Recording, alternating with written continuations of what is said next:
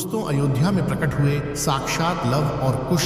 कलयुग में ऐसा चमत्कार देखकर सबके होश उड़ गए। प्राण प्रतिष्ठा से पूर्व अयोध्या में कई बड़े चमत्कार हो चुके हैं, जिसमें गिद्धों का दिखना, भालुओं का दिखना, बंदरों के झुंडों का दिखना, जमीन में से मां सरयू नदी का प्रकट होना शामिल है। लेकिन इस चमत्कार को अभी तक का सबसे बड़ा चमत्कार कहा जा रहा है, जिसके पीछे की सच्चाई जानकर आपके पैरों तले जमीन खिसक जाएगी। आखिर क्या है पूरी सच्चाई? क्या सच में लव और कुश अपने धाम नगरी अयोध्या 22 जनवरी से पहले ही आ गए? मित्रों, राम जी से मिलने पहुंचे उनके दोनों पुत्र लव और कुश। क्या लव और कुश आज भी जीवित हैं? ऐसे कई रहस्य से आज पर्दा उठेगा। इसी के साथ बताया जा रहा है कि भारत के सबसे बड़े 4 शंकराचार्य मंदिर उद्घाटन में शामिल होने के लिए राजी नहीं हो रहे हैं। वहीं पर शंकराचार्य बता रहे हैं कि मंदिर अभी पूरी तरीके से तैयार नहीं हुआ है। और इसी के साथ बताया जा रहा है मंदिर में भारत का सबसे बड़ा लंगाड़ा पहुंच चुका है और वहीं गुजरात के बड़ोदरा से 108 फीट लंबी अगरबत्ती भी पहुंच चुकी है, जिसका वजन 3500 किलोग्राम है। उसी के साथ राम भक्तों ने 21 कुंटल का घंटा भी मंदिर में पहुंचा दिया है। वहीं मंदिर के यज्ञ के लिए राजस्थान से 650 किलो देसी गाय का घी भी मंदिर में पहुंच गया है। वहीं पर नेपाल की जनकपुरी से अयोध्या के लिए एक साथ 500 से ज्यादा टोकरी में उपहार बांधकर जनकपुरवासी अयोध्या ला रहे हैं।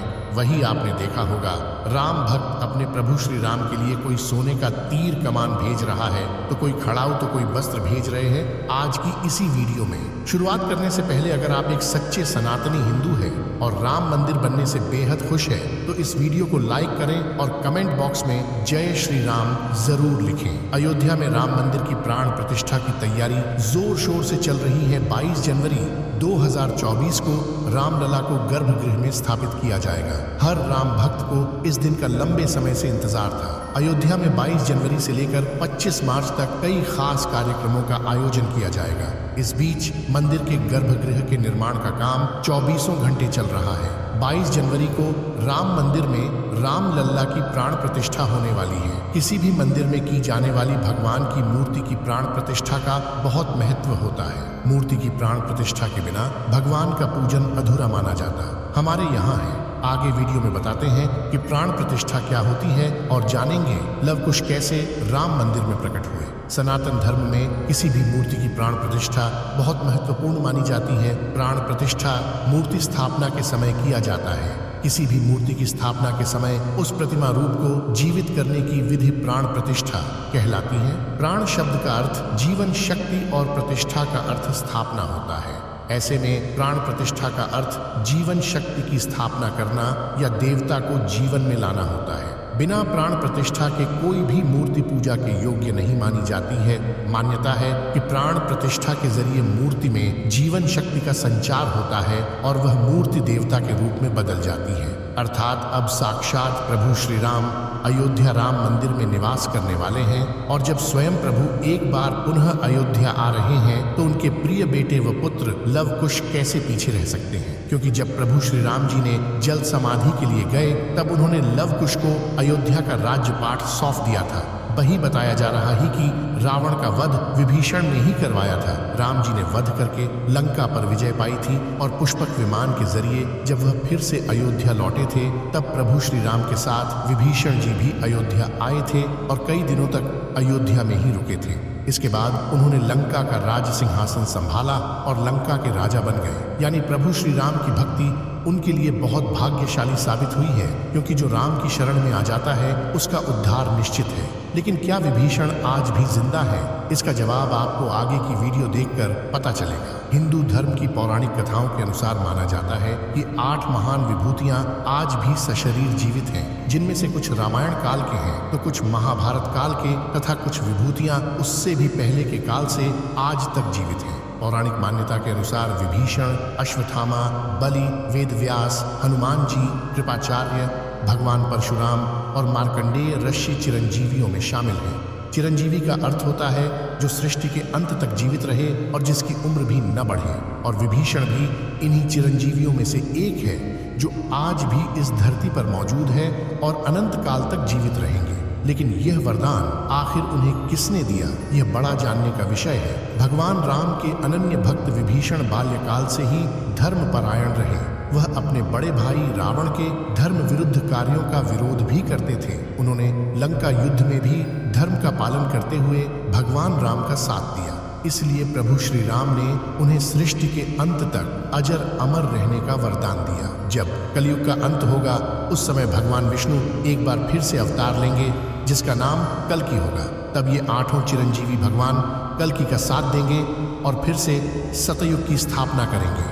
इसका मतलब यही निकलता है कि विभीषण आज भी जीवित है, लेकिन आखिर प्राण प्रतिष्ठा से पहले उन्हें राम मंदिर में उन्हें कब और कैसे देखा गया? आगे वीडियो में जो घटना हम आपको बताने वाले उसे सुनकर आपके होश उड़ जाएंगे। ये घटना 11 जनवरी रात्रि 12 बजे की रोजाना की तरह सभी मजदूर राम मंदिर के गर्भगृह का कार्य करके अपने तंबू में विश्राम कर रहे थे। तभी मजदूरों को मंदिर के अंदर से प्रभु श्री राम के नाम जाप की ध्वनि सुनाई दी। अभी किसी भी अन्य व्यक्ति को रात्रि के समय राम मंदिर में घुसने की अभी अनुमति नहीं है। तब उन्हें ऐसा लगा कि शायद किसी आसपास के मंदिर द्वारा उन्हें ध्वनि सुनाई दे रही होगी, तो सभी मजदूर रात्रि में वापस सो गए। लेकिन सुभाष नाम के एक मजदूर को लगातार यह बात खटक रही थी। उसे वह आवाज राम मंदिर से ही आती प्रतीत हो रही थी, तो उसके मन में जानने की उत्सुकता हुई। आखिर इतनी रात्रि को राम मंदिर के अंदर राम नाम का जाप कौन कर रहा है? उसने अपने साथियों को उठाना चाहा, लेकिन सभी गहरी नींद में थे। तब सुभाष अकेले ही राम मंदिर परिसर में पहुंचा। वे काफी महीनों से राम मंदिर के निर्माण कार्य का हिस्सा था। उसे राम मंदिर का एक एक दरवाजा, एक एक कोना अच्छी तरह से पता था। जब उसने राम मंदिर के गर्भगृह में झांक कर देखा तो वहां पर एक बहुत ही दिव्य पुरुष, जिनके अंदर से काफी तेज प्रकट हो रहा था। वे अपने हाथों में माला लिए राम नाम का जाप कर रहे थे। ऐसा लग रहा था मानो वे काफी दिव्य पुरुष हो और किसी पौराणिक समय से आए हों। उनके बैठने का तरीका और उनका अंदाज राजाओं की तरह मालूम पड़ रहा था। सुभाष यह नजारा देखकर दंग रह गया। इसके बाद सुरेश अपने साथी मजदूरों के पास गया और उन्हें यह सारी सच्चाई बताई। और जब सब मिलकर राम मंदिर गर्भगृह तक पहुंचे तो सभी के होश उड़ गए, क्योंकि वह दिव्य व्यक्ति वहां से गायब हो चुके थे। क्योंकि रात्रि का समय चल रहा था तो सभी लोग सुभाष की बातों को भ्रम समझ रहे थे और कोई भी उसकी बात को मानने को तैयार नहीं था। लेकिन सुभाष जानता था उसने जो देखा है वह बहुत बड़ा चमत्कार है। लेकिन उसके मन में एक ही सवाल था कि रात्रि 12 बजे राम मंदिर में राम नाम का जाप करते हैं वह दिव्य पुरुष आखिर थे कौन? क्योंकि आज के समय में किसी भी पुरुष के अंदर इतना तेज नहीं हो सकता।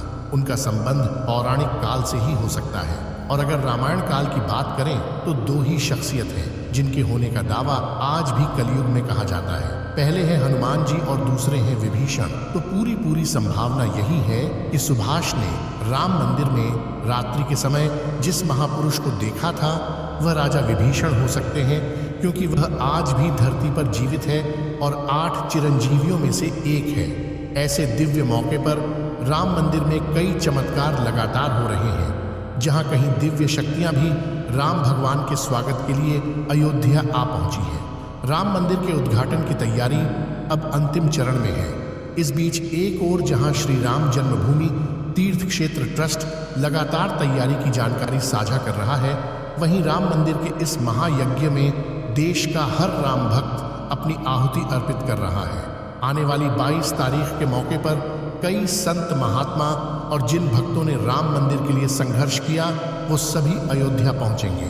न केवल 22 जनवरी को बल्कि 12 जनवरी से ही मेहमानों का अयोध्या जाने का सिलसिला शुरू हो जाएगा। रामनगरी में 11,000 से ज्यादा VIP मेहमानों के स्वागत की तैयारी की जा रही है। एक समय था जब यहीं अयोध्या में रामलला टेंट में विराजमान थे। आज पक्का घर सिर्फ रामलला को ही नहीं बल्कि पक्का घर देश के 4 करोड़ गरीबों को भी मिला है। रामायण के समय में अयोध्या को स्वर्ग कहा जाता था। देवता इस स्वर्णिम नगरी कहते थे क्योंकि यह नगर चारों तरफ से हर प्रकार की सुविधा से युक्त था।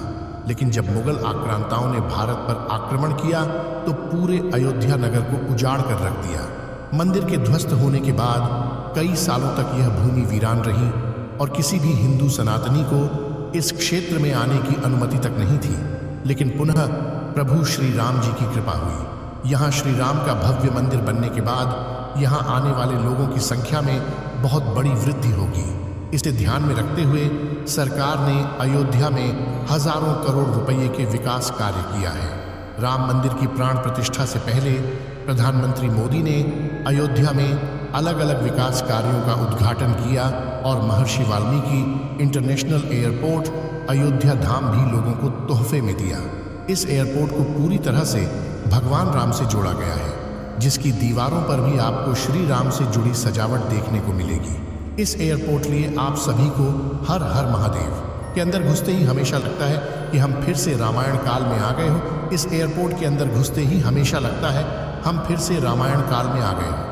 आपको बता दें कि इस एयरपोर्ट को 20 महीने के रिकॉर्ड समय में तैयार किया गया है। उत्तर प्रदेश सरकार की ओर से अयोध्या एयरपोर्ट के लिए 821 एकड़ भूमि मुहैया कराई गई थी। 14 साल का वनवास पूरा करके और रावण का वध करके जब भगवान श्री राम पुनः अयोध्या पहुंचे थे तो अयोध्या के घर घर में दिवाली मनाई गई थी, हर घर में दीपक प्रज्वलित किए गए थे। तो जब अब पुनः प्रभु श्री राम अपने धाम को लौटने वाले हैं तो हम 140 करोड़ देशवासी आखिर कैसे पीछे रह सकते हैं। अयोध्या में विवादित स्थल पर 500 साल बाद प्रभु श्री राम के मंदिर निर्माण और श्री राम लल्ला की स्थापना के जश्न में 22 जनवरी को सिर्फ देश ही नहीं बल्कि पूरी दुनिया दिवाली की रोशनी से जगमग होगी। अयोध्या से पीएम मोदी ने देश के सभी 140 करोड़ लोगों से 22 जनवरी के दिन अपने घरों को श्री राम ज्योति नामक दीपक की रोशनी से अपने घरों को जगमग करने का आह्वान किया है। प्रधानमंत्री ने लोगों से हाथ जोड़कर यह प्रार्थना की है कि सभी देशवासी प्रभु श्री राम लल्ला की अयोध्या वापसी के जश्न में अपने अपने घरों को दिए से जगमग कर दें। यानी पूरे देश में इस बार 22 जनवरी को ऊर्जा, आशा, आकांक्षा और उम्मीद व जोश से भरपूर एक नई दिवाली देखने को मिलेगी। ये दिवाली सिर्फ देश ही नहीं बल्कि दुनिया के उन तमाम देशों में भी मनाई जाएगी जहां भारतीय लोग बसे हैं। इसी बीच अब राम मंदिर प्राण प्रतिष्ठा से पहले राम लल्ला के भक्तों के लिए एक और बड़ी खुशखबरी है। दरअसल अब राम लल्ला के गर्भगृह का मुख्य द्वार सोने से बनाया गया है, जो मंदिर के मुख्य द्वार के तौर पर स्थापित कर दिया गया है। राम मंदिर में सोने के दरवाजे की कुछ खासियत भी है। बता दें कि राम लल्ला के गर्भगृह में लगाए गए सोने के दरवाजे पर खूबसूरत नक्काशी की गई है। मंदिर के भूतल पर ऐसे 14 दरवाजे लगने वाले हैं। लेकिन दोस्तों, जब हम राम मंदिर को बनता हुआ देखते हैं तो हमें बड़ा गर्व होता है कि हम राम मंदिर को अपनी आंखों से बनता हुआ देख रहे हैं। हमें उस स्थान पर राम मंदिर के अंदर जाने का मौका भी मिलने वाला है। लेकिन एक समय ऐसा भी था जब यहाँ पर हजारों कार सेवकों ने इस मंदिर के निर्माण के लिए अपने प्राणों का बलिदान दे दिया था। 1528 ईस्वी में श्री राम मंदिर को बाबर के आदेश से उसके सेनापति मीर बाकी ने गिराकर वहाँ एक मस्जिद बना दी। इसके बाद से हिंदू समाज एक दिन भी चुप नहीं बैठा। वह लगातार इस स्थान को पाने के लिए संघर्ष करता रहा। 23 दिसंबर 1939 को हिंदुओं ने वहां राम लला की मूर्ति स्थापित कर पूजन एवं अखंड कीर्तन शुरू कर दिया।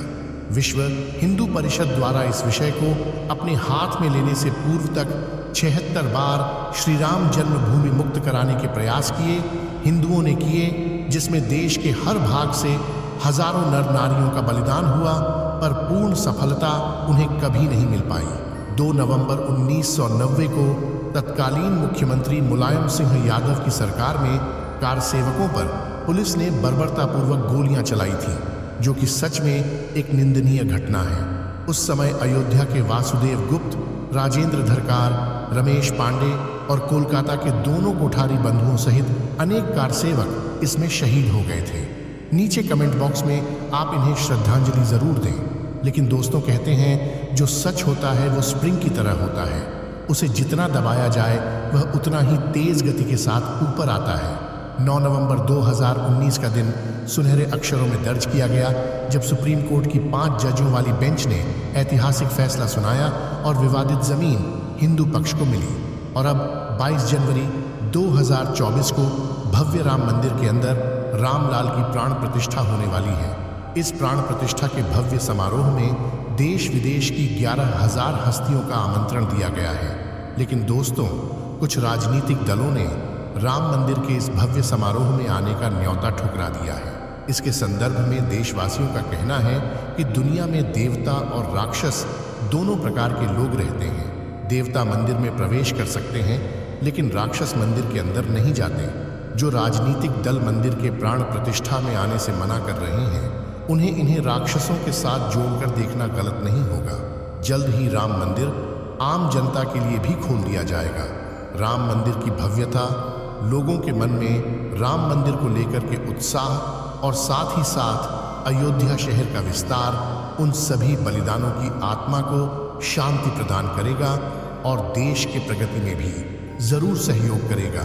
हम दोस्तों आशा करते हैं कि आज की वीडियो के माध्यम से आप राम मंदिर को और उसके इतिहास को करीब से जान पाए होंगे। सभी हमेशा करते हैं। आज की वीडियो आपको पसंद आई होगी, लाइक जरूर करें और कमेंट बॉक्स में सभी कार सेवकों के बलिदान के प्रति आप श्रद्धांजलि जरूर दें। साथ ही साथ कमेंट बॉक्स में कुछ सेकुलर हिंदुओं के लिए अपनी राय जरूर रखें, जिन्होंने राम मंदिर प्राण प्रतिष्ठा समारोह में आने का न्योता ठुकरा दिया है। आज की जानकारी अगर आपको पसंद आई है तो वीडियो लाइक करें और चैनल को सब्सक्राइब कर लो। हमारी तरफ से आप सभी को जय श्री राम।